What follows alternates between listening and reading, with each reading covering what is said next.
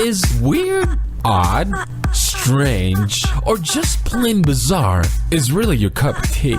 Then, the Golden State Media Concepts Weird News Podcast will give you that fix. Can't believe it? Well, listen for yourself as we deliver the strangest news you definitely won't find on CNN or Fox. It's the Golden State Media Concepts Weird News Podcast.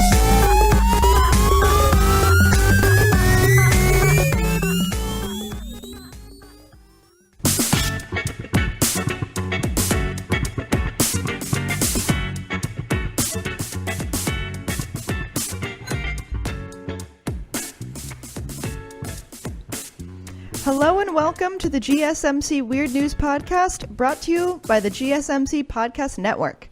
I am your host, Heidi, and I am joined by the very wonderful and very special guest, Staci. Hello. You all may remember Staci as another wonderful GSMC podcast host, and she is joining me for this show of weird and strange and bizarre news, which, if I do say so myself, we are starting this episode off with a bang, because I read this and I was like, this is very bizarre and very sad and so strange. It involves the black market. I mean, this feels almost like facepalm news. Yes. More so the weird news. You're just like, what? Yes. Yes. Just why would people do this? So dumb. I mean, they do it so that we can read it on the podcast. That's exactly why they do. That's why this story happened. Just for all of you. Just so that you can find out that a man sold his kidney for an iPhone and is now bedridden after organ failure. Which is not surprising. Also, for some reason, when I took notes on this article, the title came in all caps, which I was like, I'm not going to change because that fits this story. Right. It's like someone's yelling at me about how weird this is. Yes. So what happened is a man in China sold his kidney for an iPhone and an iPad. He was a teenager when he did it, and now he faces real-life renal disease because after removing his kidney, he has experienced kidney failure because you have two kidneys. So his other kidney is going into kidney failure, and it's bad. It's very bad.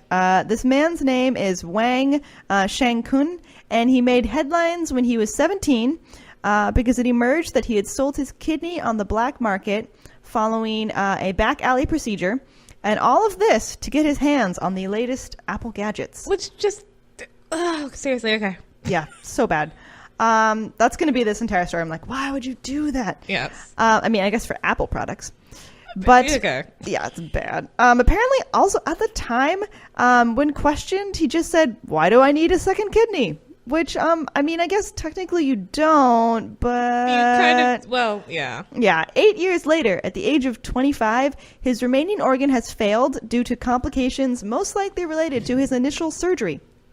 Because of the kidney failure, he now spends his days in bed, like so many days at a time, and is forced to rely on regular dialysis to stay alive. In 2011, his case became a national scandal because he, as a teenager, again, 17, made contact with gangs and then engaged in the black market trade of an organ in an online chat room. And then he later told the Chinese media that he did it to get Apple products like an iPhone 4 and an iPad 2. And I would just like to point out, this is before, the $1,000 price iPhone. This is an iPhone 4, which I had. That was my first iPhone, and I got it as a gift. So I'm like, now I've got, a much bigger one and a newer one. And I'm looking back at the iPhone 4 and going, wait, really? Your kidney for that? Yeah. Really? It's so small. Yeah. Also, I mean, that's not going to last you. Like, a kidney will last you a lifetime, but an iPhone 4, maybe like 4 years. Right, and never mind that, because when the next one comes out, then you're just going to, you've only got the iPhone 4. And you only have one kidney left, so you can't sell that. Yeah, right. Yeah. Although in his crazy defense, he's kind of right in that it's not because, he only has the one kidney, but rather it's because of the way the other kidney was taken out that he seems to now be having these problems. If he had done it at, a legitimate hospital, he could make the argument, I wouldn't be having problems. Though if your legitimate hospital is offering you, iPhone for your kidney, I'm not quite sure how much of a legitimate hospital that would be. Yeah, true. Although, I mean, apparently the gang leaders made arrangements with surgeons at a military hospital. So it was a hospital. Obviously, these were sketchy doctors. Right. And it was in his hometown. It was in Hunan. and it was in Wang's hometown. And to carry out the procedure, the operation took place without his parents knowing. They didn't consent to it, obviously. And he received just over $3,000 for his kidney, and the gang took a cut for their work as intermediaries. He then went on to buy the devices that he wanted with the money, so he didn't even keep it for, the care later of his remaining kidney. And in 2012, a total of 9 individuals connected to the organ harvesting case were jailed for their involvement, and that was 5 surgeons involved with the procedure were among those convicted. Okay, so that's good at least. It wasn't like, a decade later. It was like, hey, the next year, the people of... Okay, that at least is somewhat decent that, something was done about this absolute ridiculous situation. Right, and probably because he had to come out and talk about it because immediately after the surgery, he began to experience renal failure in his remaining kidney, and it is believed the disease was a result of unsanitary conditions where the surgery took place. He also didn't receive any post-operative care, which likely contributed to his current condition. This is like taking the sort of, things parents tell their children as examples to the extreme. Like, if everyone jumped off a bridge, would you do it too?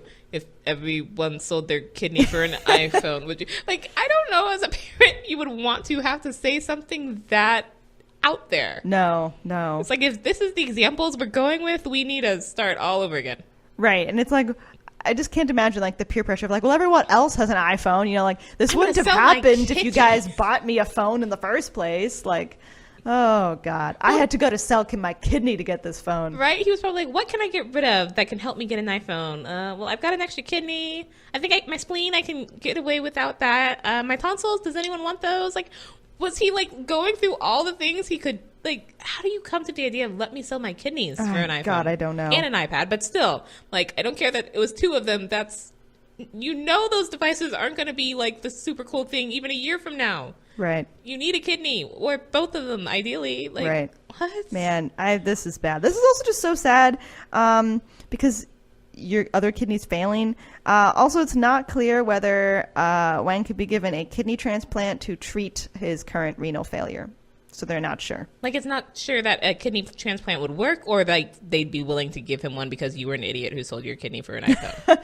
I feel like they're not sure if it would work. Okay. Because I know there's sort of that argument in this country of like giving liver transplants to people who are alcoholics, and it's like, you kind of did that yourself. It's like, yeah, but I don't know that's. Can we make that argument afterwards and maybe have them pay a lot of money but still give them the transplant? I'm like, I get he was a dumb teenager, but I don't think that's a reason to not give him a kidney transplant. Right. I also feel like if that was the argument, it would make a difference that he was 17. Like you could argue like, oh, he was just a kid. He didn't know any better, and he's grown or whatever.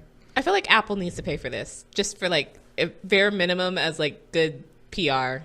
Yeah, Apple needs to do a lot of things. And I know, for some odd reason, my Lyft driver was listening to like talk radio, and they were talking about how the newest iPhone didn't sell as well as they wanted it to in China. It's like, right here, this is your opportunity. Give this kid a kidney transplant to like build up your goodwill in China because we care about that. Yeah, I mean, I hope something happens. I really do. Good. Yeah, that's so sad. That's really, to die. We all make dumb mistakes as teenagers, but they don't usually end up killing us. They don't usually cost us a kidney. Right. Yeah. Going on to another story. Ooh, I'm sorry. This one's kind of sad too. This is about McDonald's, and a McDonald's customer had coffee, a McDonald's customer threw coffee at a drive-through worker over a wait for fries. So bad. Seriously. This happened in South Carolina. Authorities are currently searching for this irate McDonald's customer who threw his hot coffee at the face of a teenage female staffer. He did it through the drive-through window. This is so shameful on his part. Honestly, so bad.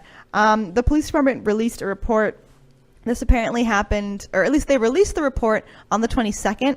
And the incident involved a male customer who violently lashed out of the wait for his order.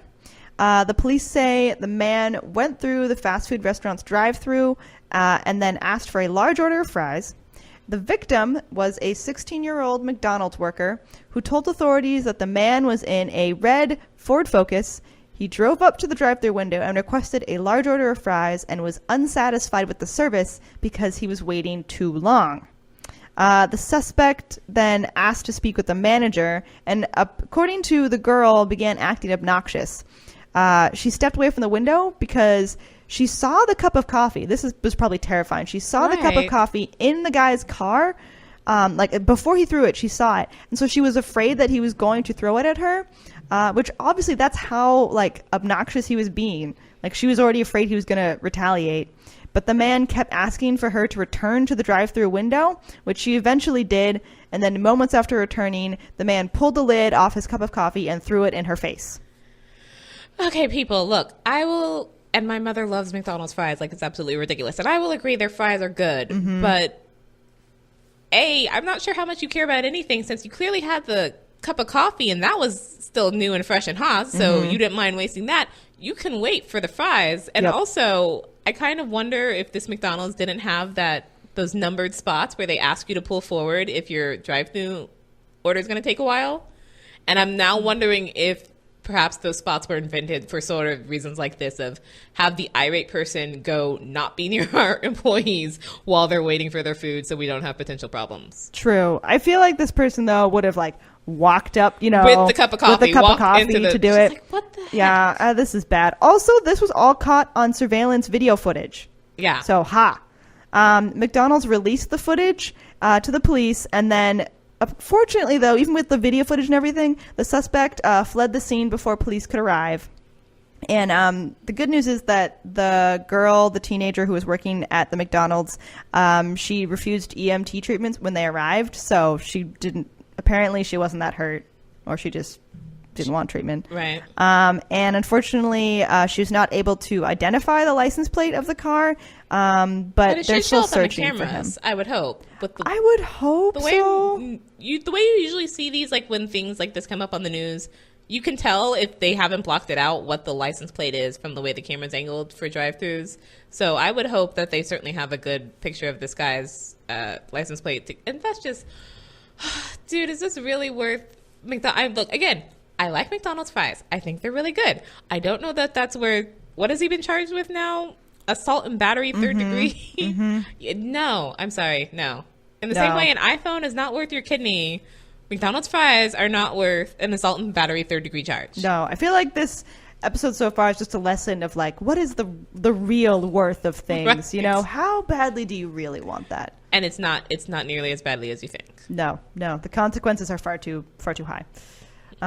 So please also be careful if you see someone who's really irate with a cup of coffee. Stay away. They might throw it at your face. Also, more importantly, irate people. Seriously? Yeah. Like, first and foremost, it's fast food. So if you're so upset about the wait time, I dare you to go home and try and cook it yourself because it will take much longer, especially for French fries. Those are a mess. I've tried it.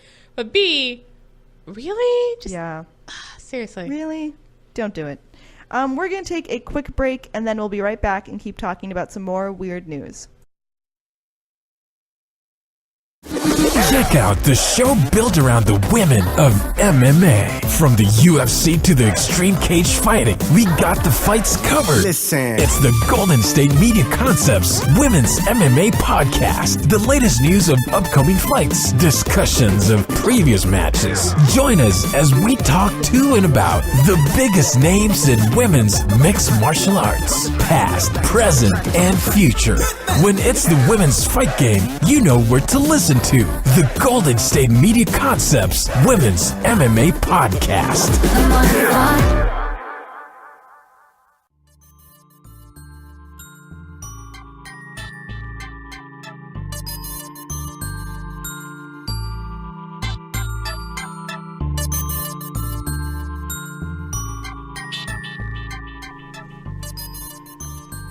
Welcome back to the Weird News Podcast. We are continuing to talk about some weird and strange news stories. This is another one that is strange. It was kind of scary, actually, because this is in that, medical strangeness category where I'm like, man, anything could happen at any time. Yes. It concerned me. So the headline that got me was a possessed woman, that's what they said, was actually battling a brain illness linked to a growth on her ovary. that is scary. That's a lot of information and a lot of things that I don't want to have to deal with. Right. So what happened is that a woman named Lorena Gutierrez of New Mexico, she was suffering from seizures, hallucinations, and paranoia for more than 2 months until she finally found relief after doctors discovered a massive growth on her ovary, and the growth had triggered a rare autoimmune disease in her brain. That is so crazy. like left turn from my ovary to my brain. That's just the odd. More like step. a straight up, but yes. Right. It's like I don't think those normally connect, but okay. So bizarre. And the story starts. It's told by Stephen Gutierrez, who is Lorena's husband. Lorena's husband, and he told a news agency, "quote I was so scared. It was like she was possessed." And then he continues his story. It starts after they went to the ER, so she'd already been showing symptoms. And he said, "The night after she came home from the ER, we were up the whole night. She couldn't sleep and she was talking gibberish. She kept saying, 'We need to get out of here. We need to leave.' She kept getting up and trying to leave the house." So she was acting crazy. He thought she was possessed. And then Stephen Gutierrez says doctors asked if his wife had been drinking or using drugs and suggested that she might be experiencing a nervous breakdown or depression, which, again, as a woman, I feel like the idea that you were just going to go to the doctor with some symptoms and they're going to tell you that you're overreacting or that you're depressed right? happens too often. Well, and more importantly, like she clearly didn't seem to be in her psychological right mind, but they let her go home from the ER. I was like, how crazy do you need to seem where they're like, no, we want to keep you for observation? Exactly. So, yeah, ladies, fight for your health care. Anyway, continuing. Stephen said, again, quote, "During her psychiatric consultation, she took a swing at me and we had to hold her down. It was so out of character. It was then she was admitted to the psychiatric hospital. At one point, I threw a little bit of holy water on her, and afterwards, my family told me they wouldn't have been surprised if her head started spinning around after I did that." Wow. So he really thought she was possessed.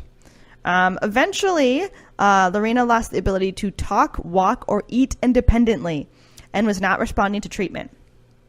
She's 39 years old. She was then transferred to the Presbyterian Hospital, where doctors diagnosed her with anti-NMD receptor limbic autoimmune encephalitis. Wow, that's a mouthful. I had to practice that one before we started. And this is an autoimmune disease that had caused her brain to swell, which is crazy. Okay, again, my ovaries to my immune system to my brain. Like, I get everything in my body is connected, but can it all be connected in a way that works? Yeah, it was a leap. Her symptoms were on par with her diagnosis. This disorder typically strikes women more commonly than men. And once it is diagnosed, doctors then look for an underlying tumor as the root cause. So apparently the tumor is always the cause of this disease, which is crazy. Huh. Apparently, she had developed the disease as a response to a 6-inch by 6-inch tumor that had developed on one of her ovaries. That's a big tumor. Right, and on your ovaries, yeah, which it's small. I guess ovaries are right near, the part where you'd actually grow a baby, so I guess there's room to grow there, but 6 by 6 inches is big. You'd think someone would have noticed something physical there. Right, yeah. She underwent heavy steroid treatment and a treatment called plasmapheresis, all in an attempt to clear her body of the antibodies that had been attacking both the tumor and her brain. Again, an autoimmune disease. So her body was attacking herself and harming herself. Lorena has said over the course of 3 months, I underwent speech therapy, physical and occupational therapy, but I don't remember much of it. It is a blur. Right now, I'm in remission, but I could relapse at any time. It's not curable. It's only treatable. And that's probably... I'm wondering if she's talking then about the cancer or about the autoimmune disease that came from it. She's probably... I don't know. Might be... I don't know if... The tumor might not be cancerous, though. So it might just be a benign tumor that's growing and then causing the autoimmune disease. So she might just be talking about the autoimmune disease, or maybe they can't remove the tumor. I am somehow strangely more upset at the autoimmune disease not being curable than the cancer not being curable, partly just because there's a number of cancers that we haven't yet found a cure for. So I'm just like, cancer, it's the evil that will not die. But your autoimmune disease, I'm just like, why is my body attacking myself and we can't cure that? Well, like, that would be that's extremely cancer too, frustrating. But just like, yeah. Seriously? Yeah. I don't think this is cancer, though, because they didn't say that. So, yeah, the autoimmune disease is super frustrating because the idea that your own body is harming yourself. That's awful. And you can't even, it's making it to the point where you can't even say, you know, what's going on with you. That she's not speaking in any sort of understandable way. Yep. It's terrifying. Lorena is a mother of 3. She said that her faith helped her stay positive despite her frightening ordeal, and she hopes that by sharing her story, others will be more informed about the disease. Well, yeah, and especially for something like that where, not only have I never heard of it, but you had a wonderful time trying to say it. That was such a long named thing. Yeah. That it's just like, yeah, I've most definitely never heard of that. And even if I had heard of it, I'd probably say it wrong. So then I wouldn't know what I was talking about when I tried to tell anybody about it. So, yeah. Yeah, I'm glad she's, sharing about it and that she's recovering because that sounds terrifying. Well, and I think this is so interesting. And I've seen things like this where in certain communities, it can very easily go to, oh, I'm ill because I've been possessed, or someone's put a curse on me. And then having to deal with that is, I know, definitely hard for some medical professionals. If that's not where you come from, of no, it's not because, anyone's put like a voodoo spell on you or anything. It's because you've got, no, I just need to go, see a witch doctor and do this strange. And it's like, no, you need antibiotics. And it's like, okay, we've got to find some way to balance this here, especially then with the thing again that nobody can pronounce. Right. Yeah. That makes it so much easier. Right. I'm really glad she went to the doctor and, there wasn't like someone who's like, we're just going to sacrifice a goat and you'll be fine. Well, and also that her husband was both like, oh, let's take her to the ER, but also holy water. He covered both bases, right? really. Just do everything. Right. When you can't figure it out, go on. Yeah. Go all in. I'm glad he didn't go in full like exorcism, We just tried the holy water, just a splash, just to see. Just baby steps, but all in. Yeah. All in slowly. Yeah, I'm really glad she got some medical help. And I'm glad they could pinpoint what it was. So wishing her the best. Yes. Also, this, I don't know, this isn't really a story, but this is something that I found interesting. It's kind of weird when you learn that celebrities who are like really famous now, what you find out what they did before they were famous. So I always think that's funny. Yeah, who knows? I mean, they might have. They probably can't talk about that. Yeah, that's off the record. So I just want to share with you all some fun little tidbits that I learned about some celebrities and what they did, especially related to reality TV, what they did before they were famous, what you know them as now. So the first celebrity to talk about is Emma Stone. And, before she was on all the movies that we know her for now, she was a contestant on the VH1 In Search of the Partridge Family back in 2004. Apparently, she was competing for a role of a reboot of the classic 70s sitcom. I vaguely remember this. Really? And I think the original Danny was involved, and that's literally all I remember. Did they actually make the show? I don't know if they actually remade it, but I vaguely remember watching this competition show for it. You might have seen Emma Stone, and I mean, to be honest, she didn't need that sitcom role. She did better. Also, she went by the name Emily back then, so... And she might have been blonde, because Emma Stone is actually naturally a blonde and dyed her hair red for, I believe it was, what's that silly teen comedy I've completely blanked on? That was one of her first big things. But they decided she looked really good as a redhead, and so she kept it. So if she was young back then, she might have just been her natural blonde, and you really wouldn't recognize her. Oh, interesting. Okay. Well, she might have been blonde. I don't know. But she was on In Search of the Partridge Family, which is what a strange thing to be on. Also, another star, this is about John Hamm. And so you know him from so many things like Mad Men and whatnot. But before that, he was on a dating show called The Big Date back in 1996. He did not make a very good impression, but things worked out well for him anyway.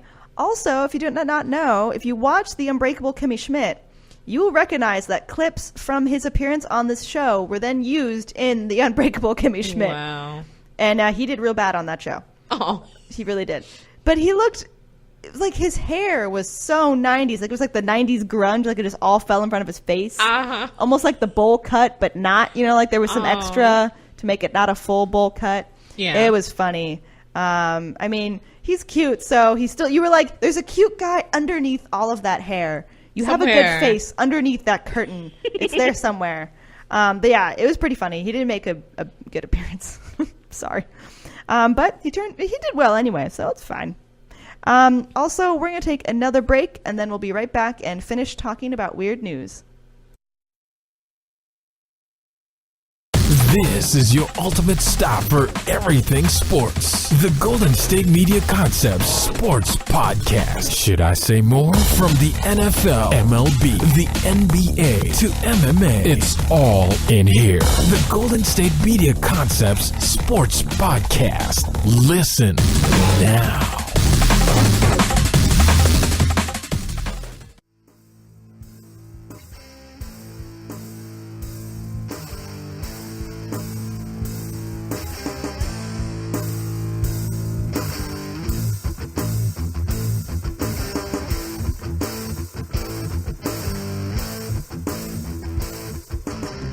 Welcome back to the GSMC Weird News Podcast. We are finishing up our show. We're still talking about celebrities and what kind of like TV and things they did before they became famous. We have mentioned John Hamm before the break, and the next celebrity is someone I did not expect. It's Kesha. And even more unexpected, she was on The Simple Life, which I did watch as a child. Because I watched a lot of whatever E! News, whatever channel that was. On E! I watched a lot of that. Was that on E! I think so. It feels MTV for me for some reason, but it might be. It could have been MTV. I don't know. But I remember watching it. And back in 2005, Kesha was still a teenager, way before she made the TikTok party anthem.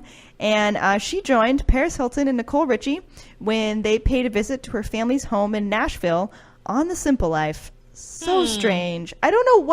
I don't really remember how they picked the families. I feel like they just picked the most like normal, homely looking people they could find. I didn't watch the show, so I only vaguely even know what it's about. I feel like it was like because Paris and Nicole are like trust fund babies, right. You know, so they would send them to like go live like normal people do. And it was like on a farm or whatever, and it's them with their like chihuahuas and like bedazzled everything. Yeah. Like trying to live a normal life and being very weird about it. Yes. It's really funny. It's so ridiculous. All of the stereotypes of sort of like the ditzy, like rich, girl from LA. Mm-hmm. So here. The next one, Lady Gaga has 2 appearances on this list. Her first one is on Boiling Points, which was an MTV prank show. They have had so many prank shows. Way too many, I'm sure. Yeah. Also, she went by her real name. I don't know can I say that, is Lady Gaga's real name Lady Gaga? I don't know. Depends who you ask. Has she legally changed it? It's probably the real That's question. true. I'm not sure. But she went by Stephanie Germonata. And she was one of the prank show's victims in 2005. She refused to eat a salad covered in garbage and won $100. Does that make her a victim? I feel like that makes you the person who didn't get pranked. I guess. They made it sound like she was a victim of it. In the picture, she looked like she was really pissed as she looked at this like salad covered in garbage. So I don't know. But she made a second appearance before this was like right on the cusp of her fame. She was on The Hills in 2008. And she was going by Lady Gaga in this show, but she was still kind of unknown. She apparently on the show, Lauren Conrad and Whitney Port had to style her, and they referred to her as some girl named Lady Gaga. So yeah, some girl, just some girl. We know. She did well. She did well for some girl named Lady Gaga. Right. Also, in that clip, I saw an image, and she is wearing kind of what Lady Gaga would always wear, like not full like meat dress, right? But she had like the platinum blonde hair, and she had like it looked like a lightning bolt, like fake tattoo over like her face, like the David Bowie type look. I remember this look. Yeah, so she was on The Hills. It was pretty funny. Another person on this list is Laverne Cox, who's on the show I Want to Work for Diddy. I also sadly remember this show too. So you all know Laverne Cox. She's a performer, trans advocate, icon. But in 2008, Laverne Cox was a contestant on VH1's I Want to Work for Diddy, and she was competing to become Sean Combs' assistant. So, I mean, to be honest, kind of good for her for not getting it because... Well, but see, Diddy's the same like with the prank shows for MTV as I feel he had too many. I know he had a number of different shows, so they all just sort of blend together. And if you've got that many shows where they all just sort of blend together as one reality show, then I don't think you want to be a winner on those shows. Nope, I agree. There are a few more. Elizabeth Hasselbeck who is a former Fox News personality and co-host of The View. She actually got her start as a contestant on Survivor in 2001. Apparently she was pretty good at the game too. You can still, I think you can go online and watch her, I don't remember what they called it, like her send-off or whenever when they kick her off the island. I don't remember what that part was. Survivor 2001, was that the first one? Because I don't watch this either. I don't know if it was the first one. One of the early ones for sure. I enjoyed Survivor though. Heidi watched a lot of reality TV. I watched a lot. I mean, TV raised me, but yeah, I watched a lot of TV. Let me think of another one. Oh, okay, here's one. Chris Hemsworth was on Dancing with the Stars. And this was before he was an Avenger, obviously. He was on the Australian version, or he was, so I guess before the Avengers, he was an Australian soap actor. And then he appeared on the Australian version of Dancing with the Stars. So apparently, though, being on the show almost cost him his role as Thor. But that feels like not before they were famous, just before they were really famous. Because to be on Dancing with the Stars, you have to be somewhat famous. Could be right on the edge. Although, speaking of Avengers, I remember, and I haven't seen this, but I only know of it, that Jeremy Renner, before he was famous, was on some show about like people trying to make it in LA. Oh. I never saw it. I don't remember what it's called, but I do remember seeing a clip where they were talking about him being on this show. I feel like I actually have not seen that one. I'd never even heard of the show before I saw this clip. So. Well, good for him. He made it in LA. Very hard to do. Yeah. I feel bad for everyone else on that show. He's the one person who made it out. I mean, there might be more of them. That's true. I've never heard of that show before. We'll have to figure it out. So my last one for this list is Aaron Paul from Breaking Bad fame. He was on The Price is Right. He was a contestant in 2000. He made it all the way to the Showcase Showdown, but ultimately lost his chance for a sports car by overbidding. So I'm so sorry. You can buy your own sports car now. You're fine. Oh, yeah, he's fine now. Yeah, that's a pretty random show for him to be on. So I feel like that's not about, like, reality TV of, like, him trying to be famous or anything. It's just a classic game show. It might have been he was in LA trying to be famous, and while I'm here, might as well go on Price is Right. Might as well try and get a car. Right. Yep. I mean, it's okay. He still did well. So I believe that brings us to the end of the show. Thank you all so much for listening, and I hope you can tune in to our next Weird News episode.